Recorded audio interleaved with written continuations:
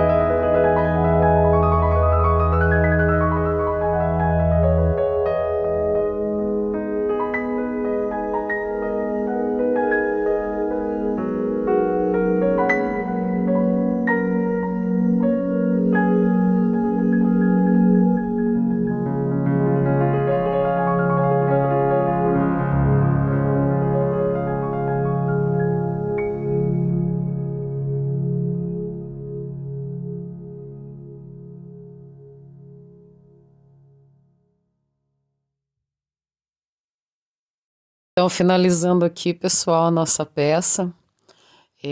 Ela ficou bem diferente do que estava, né? Consegui restaurar ela. Eu passei a textura e o ocre. A textura e o ocre, ela dá uma finalidade assim rústica na peça, né? E depois eu passei 2 tons de ocre, o ocre marrom e o ocre clarinho, o ocre amarelo. E também o dourado por último. Aí depois as ferragens, biscuit, deu uma nova cara para a peça, né? Que estava bem velhinha. Na parte de dentro eu não passei a textura, tá? Porque senão, a hora de colocar as repartições ali, elas dão um trabalhinho. Então, é melhor não passar textura por dentro. É isso aí, então, pessoal. O resultado da caixa. Eu espero que vocês tenham gostado. Agradeço muito por ter assistido até aqui. Um abraço e até a próxima.